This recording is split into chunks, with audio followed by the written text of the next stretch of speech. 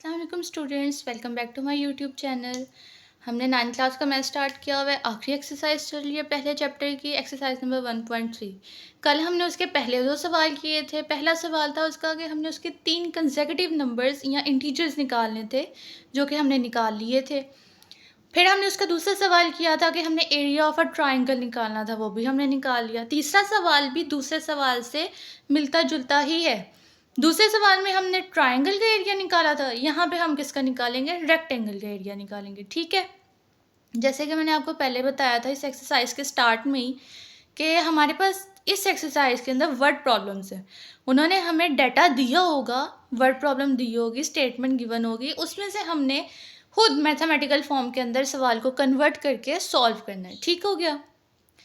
आज हम इसका क्वेश्चन नंबर 3 कर रहे हैं। क्वेश्चन नंबर 3 में वो हमें पूछता है कि a rectangle has sides of length.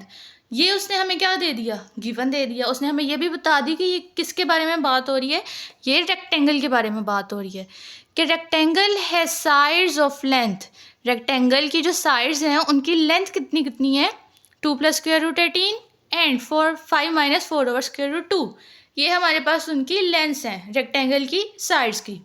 अब हमने नीचे उसने हमसे पूछा है कि express area of rectangle. Area of rectangle अब हमने निकालना है, निकाल के उसको दिखाना है किस फॉर्म में होना चाहिए। नीचे गौर से पहले पूरा सवाल, जब स्टेटमेंट वाले क्वेश्चंस आते हैं ना, तो उनको पहले डिटेल से पढ़ा करो। 1-2 मिनट सवाल को पहले पढ़ो, उसके अंदर हमें गिवन क्या दिया हुआ है, हमसे पूछा क्या हुआ है। कहीं उसने ये तो नहीं कहा हमें कहीं भी कि आंसर को इस फॉर्म में लिखना है, जिस तरह उसने यहाँ पे क्या, in the form of a + b²√2। हमने एरिया ऑफ ट्राइंगल जब किया था, हमने तब भी उसने बताया था ना कि a + b²√2 की फॉर्म में होना चाहिए। इसने रेक्टेंगल में भी हमें बताया है। तो आपने पहले सवाल को पेपर के अंदर 1-2 मिनट पढ़ना है पहले। ठीक है, जब क्वेश्चन पेपर आपको मिलता है तो फ़ौरन से काम शुरू नहीं कर देते, पहले 1-2 मिनट क्वेश्चन पेपर देखते हैं, उसको पढ़ते हैं कि अच्छा इसमें हमसे उसने पूछा क्या हुआ है। क्योंकि स्टूडेंट्स क्या करते हैं अक्सर कि क्वेश्चन पेपर हाथ में आता है और साथ ही लिखना शुरू कर देंगे कि ऐसे ऐसे ऐसे ऐसे। एंड पे जाके उनको समझ आती है कि यहाँ पे तो उन्होंने नंबर्स ही चेंज किए हुए हैं, कि सब बुक में तो सेम सवाल होता है लेकिन कहीं पे माइनर सा चेंज ले आते हैं। तो फिर स्टूडेंट्स आगे कहते हैं जी हमारा वो सवाल गलत हो गया, हमें उसके नंबर नहीं मिले। नंबर कैसे मिले उसको? क्योंकि आपने तो वो नंबर ही गलत लिखा है।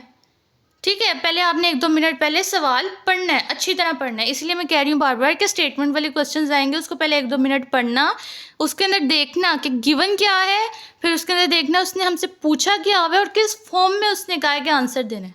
ज़रूरी नहीं कि वो ये फॉर्म पूछे या आपको बताए, हो सकता है कि वो सिर्फ यहाँ तक कह दे कि एक्सप्रेस एरिया ऑफ रेक्टेंगल, ये वाली लाइन आपको दे ही ना।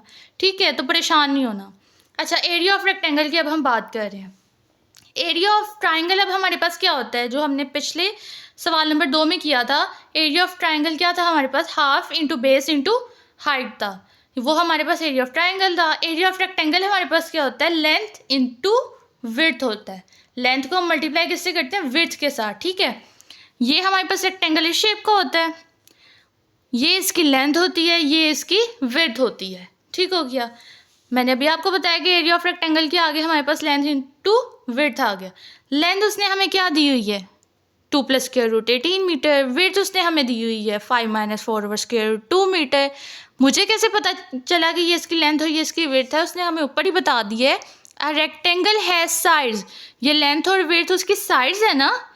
A rectangle has sides of length, ये उसने उसकी साइड्स की लेंथ बताई हुई है। लेंथ का मतलब सिर्फ ये नहीं होता कि ये विड्थ, वो आपको स्पेसिफाई करके बताएगा कि यही विड्थ है मैंने दी हुई है, नहीं। लेंथ ऑफ साइड्स है ना, ये लेंथ इसकी भी है और विड्थ की भी उसने हमें लेंथ गिवन दी हुई है। ठीक है, लेंथ और विड्थ उसने हमें गिवन दे दी। अब हमने आगे क्या किया? कुछ भी नहीं, सिंपल एरिया के फॉर्मूले में वैल्यूज पुट कर दी, लेंथ और इंटू विड्थ कर दिया। लेंथ की वैल्यू पुट करो, मल्टीप्लाई बाय विड्थ की वैल्यू पुट करो। 2 + √18 मल्टीप्लाई बाय 5 - 4/√2 आ गया। अब मल्टीप्लिकेशन तो हमें आती है, आसान है, बचपन से सीखी हुई है। पहले वाले नंबर को इस पूरी ब्रैकेट से करो, फिर साइन के साथ, साइन मतलब प्लस होगा तो प्लस के साथ इस नंबर को उठाना है, माइनस होगा तो माइनस के साथ इस नंबर को उठा के इस पूरी ब्रैकेट के साथ मल्टीप्लाई करेंगे। 2 × 5 - 4/√2 प्लस √18 × 5 - 4/√2 आ गया हमारे पास। ठीक हो गया। अब हमने क्या किया, 2 5 ज़ा 10 minus 4 multiply by 2 over square root 2 plus square root 18 into 5 square root 18 बन गया minus 4 square root 18 over square root 2 बन गया। अब हम लोग क्या करेंगे, अब हमें एक चीज़ पता है कि जब स्क्वायर रूट और स्क्वायर आ जाते हैं तो वो आपस में क्या हो जाते हैं, कैंसिल हो जाते हैं। कैंसिल होके वो एक नंबर बन जाता है। ठीक है, मैंने भी यहाँ पे ये किया, यहाँ पे उन्होंने हमें सिर्फ 2 दिया हुआ था, तो मैंने क्या किया, मैंने स्क्वायर रूट 2 दफ़ा लिख दिया। 2 दफ़ा लिखने का क्या मतलब है कि square root 2 multiply by square root 2 मैंने लिखा हुआ है। इसका क्या मतलब हुआ कि स्क्वायर रूट 2 का स्क्वायर हो गया, स्क्वायर रूट से कैंसिल, आंसर फिर 2 आ गया। ठीक है, तो हम 2 को लिख सकते हैं ना, square root 2 into square root 2, ठीक हो गया, divided by square root 2 plus 18 के फैक्टर्स के बनते हैं, 2 9 18 होता है, सिंपल।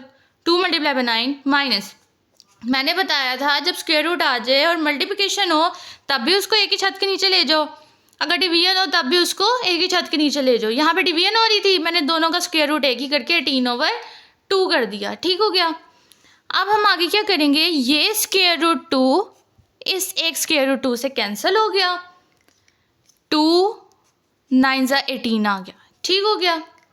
अब मुझे पता है यहाँ पे क्या बचा मेरे पास, 10 माइनस 4 स्क्वायर रूट 2, एक स्क्वायर रूट 2 बच गया, प्लस 5 इंटू 9 किसका स्क्वायर होता है, 3 का स्क्वायर होता है, तो जब स्क्वायर रूट से बाहर लेके आएंगे तो ये क्या बन जाएगा, 3 बन जाएगा, 3 स्क्वायर रूट 2 आ गया, माइनस 4 स्क्वायर रूट 9 बच गया मेरे पास यहाँ पे। 10 माइनस 4 स्क्वायर रूट 2, 5 3 ज़ा 15 square root 2 minus 4 into square root 9, 3 बन गया। जैसे यहाँ पे हमने बनाया था स्क्वायर रूट 9 3 बाहर आ गया था, स्क्वायर रूट 9 3 बन गया, 4 3 ज़ा 12 हो गया। ठीक है, माइनस 4 स्क्वायर रूट, अब स्क्वायर रूट 2 वाली और दूसरी वाली टर्म्स को हम सॉल्व कर लेंगे, सिंप्लीफाई कर लेंगे। तो यहाँ पे अभी हमने इसको मल्टीप्लाई करना, फिर हमारे पास ये सॉल्व होगी, तो हम स्क्वायर रूट वाली उतनी देर सॉल्व कर लेते हैं।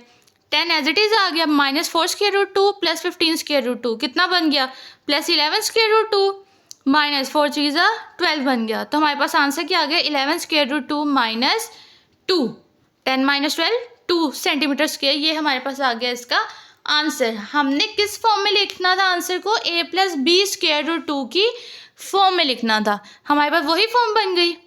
आगे पीछे लिखा है कोई मसला नहीं है इसमें, ठीक है, आगे पीछे लिखने में मसला नहीं है। यहाँ पे मेरे पास a क्या बन गया, a बन गया माइनस 2, b क्या बन गया, b बन गया मेरे पास 11। ठीक है, ये मेरे पास a और b बन गया और दोनों हमारे पास नंबर्स हैं, इंटीजर्स हैं। इंटीजर्स क्या होते हैं, 0 plus minus 1 plus minus 2 plus minus 3 and up to सन चलता जाता है। यहाँ पे मेरे पास माइनस 2 आ गया, b मेरे पास 11 आ गया और ये इसके आगे आंसर आ गए। अब हम इसका करते हैं क्वेश्चन नंबर 4। ये था हमारे पास क्वेश्चन नंबर 3, अब हम करेंगे क्वेश्चन नंबर 4 को। आई होप आप सबको ये समझ आ गई होगी। ठीक है, क्वेश्चन नंबर 4 अब हमारे पास क्या है, उसने हमसे पूछा हुआ है, जिस तरह हमने पहला सवाल किया था कल क्वेश्चन नंबर 1 में, उसने हमसे 3 कंसेक्यूटिव नंबर्स पूछे थे और उसका सम दे दिया था। उन 3 कंसेक्यूटिव नंबर्स का सम दिया हुआ था जो कि था 42। यहाँ पे उसने हमारे साथ क्या किया है, उसने किया है कि यहाँ पे 2 नंबर्स हमने निकालने हैं और उसका सम भी दे दिया, उसका डिफरेंस भी दे दिया। वहाँ पे सिर्फ क्या दिया था, सम, यहाँ पे डिफरेंस भी दे दिया। ठीक है, तो हम क्या करते हैं, हम कोई नंबर तो अपने पास से नहीं ले सकते क्योंकि उस हमारे पास सम और डिफरेंस पड़ा हुआ है, कोई नंबर अपने पास से नहीं ले सकते, लेकिन हम वेरिएबल्स को तो लेट कर सकते हैं ना। तो हमने x और y ले लिया। ठीक है, let x be the first number, 2 number निकाले थे हमने, इसीलिए हमने यहाँ पे फर्स्ट नंबर क्या दिया, x हमारे पास पहला number, and let y be the second number, और y हमारे पास क्या आ गया, दूसरा नंबर आ गया।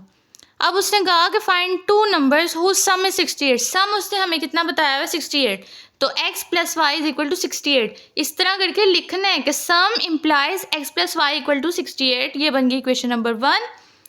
दूसरा डिफरेंस, डिफरेंस इम्प्लाइज, इन दोनों को माइनस करेंगे तो हमारे पास क्या आना चाहिए, 22, x minus Y is equal to 22, ये हमारे पास क्या बन गई, इक्वेशन नंबर 2 बन गई। अब हम लोग इसको कैसे सॉल्व करेंगे, हम इसको साइमल्टेनियसली सॉल्व करेंगे। साइमल्टेनियसली का क्या मतलब होता है कि यहाँ तो हम दोनों इक्वेशंस को ऐड कर सकते हैं या फिर दोनों इक्वेशंस को सब्ट्रैक्ट कर सकते हैं। कोई एक वेरिएबल कैंसिल हो जाएगा और एक का आंसर मिल जाएगा, और जो आंसर मिलेगा उसको हम फिर इन दोनों में से किसी एक इक्वेशन में पुट करेंगे और दूसरे का भी आंसर मिल जाएगा। ठीक है, उसको हम कहते हैं साइमल्टेनियसली सॉल्व करना। इक्वेशन नंबर 1 और इक्वेशन नंबर 2 हमारे पास बन चुकी हैं। अब हम क्या कर सकते हैं, अगर गौर से देखा जाए तो x + y = 68 है, नीचे x - y = 22। दोनों के अंदर, एक के अंदर y प्लस है और एक के अंदर y माइनस है। अगर हम दोनों इक्वेशंस को ऐड करें तो y कैंसिल हो जाएगा। वही काम अब हमने नीचे करना है। क्या किया हमने, add equation number 1 and equation number 2। ये लाइन भी लिखनी ज़रूरी है। मैं जो आपको लेक्चर्स के अंदर बताती हूँ, जैसे जैसे बताती हूँ, वो लाइंस आपने लिखनी है ज़रूरी, ताकि एग्जामिनर को पता चल सके कि हाँ बच्चे को कुछ आता है, हमने उसको समझाना है। ये नहीं कि हम कहें कि हमने ये सीधा सीधा सवाल कर दिए, आपने लिखा x + y this, x - y this, नीचे सब्ट्रैक्ट करके आपने आंसर निकाल लिया। उसको थोड़ा थोड़ा समझाना भी होता है, इससे इमेज अच्छा पड़ता है और मार्क्स भी अच्छे आते हैं। ठीक है, ऐड कर दी इक्वेशन नंबर 1 और इक्वेशन नंबर 2 को। x + y = 68, नीचे लिख दिया x - y = 22, प्लस y था माइनस y था, दोनों कैंसिल हो गए। x + x 2x, 68 + 22 90 बन गया। अब 2x = 90 आ गया। यहाँ से हम लोग क्या करेंगे, हमने किया x = 90 / 2। ठीक है, तो 2 4 × 8, 2 5 × 10, 45 आ गया। x हमारे पास क्या आ गया, 45 आ गया। अब हम क्या करेंगे, अब हम लेंगे x तो 45 आ गया हमारे पास। अब इसको उठा के किसी भी इक्वेशन में पुट कर दो। दो इक्वेशन थी, दोनों में से किसी एक में पुट कर दो। मैंने कुछ जो है वो इक्वेशन नंबर 2 में पुट किया, आप चाहें तो इक्वेशन नंबर 1 में भी पुट कर सकते हैं। ठीक है, पुट इन इक्वेशन नंबर 2।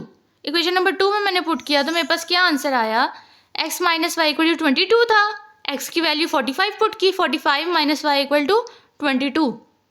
आगे हमने क्या किया, यहाँ पे y नेगेटिव का था, y को उधर ले गए और 22 को इधर ले आए। y को उधर लेके जाएंगे तो y प्लस का हो जाएगा, 22 को इधर लेके आएंगे तो 22 माइनस का हो जाएगा। 45 - 22 23 आ गया। y हमारे पास क्या आ गया, 23। नीचे इस तरह आपने लिख देना है। सो x = 45, y = 23। ये दो नंबर हमें मिल गए कि जिनका सम हमारे पास क्या आता है, 68 और डिफरेंस 22। अच्छा, आपने जब ये सवाल करें तो इनको आप चेक भी कर सकते हैं। चेक कैसे करना है, हमारे पास क्या आंसर आया, x का 45 और y का 23 आया है। ठीक हो गया, x का 45 आया, y का 23 आया है, तो हमें उसने सम और डिफरेंस दिया हुआ था। सम चेक कर लो, 45 + 23, ये आपको शायद नज़र आ रहा हो कैमरे में, 68 आ गया। ठीक है, तो यानी कि हमारे पास सम तो सही आ गया। अब डिफरेंस भी चेक कर लेते हैं।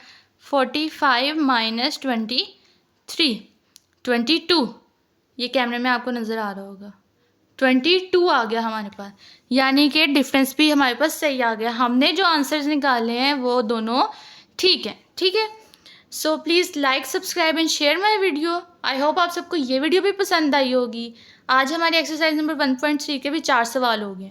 ठीक है, इंशाल्लाह ये एक्सरसाइज भी बहुत जल्दी ख़त्म हो जाएगी, फिर हम रिव्यू एक्सरसाइज पे जाएंगे और फिर इंशाल्लाह हम नेक्स्ट चैप्टर स्टार्ट करेंगे। सो अल्लाह हाफिज़ फॉर टुडे।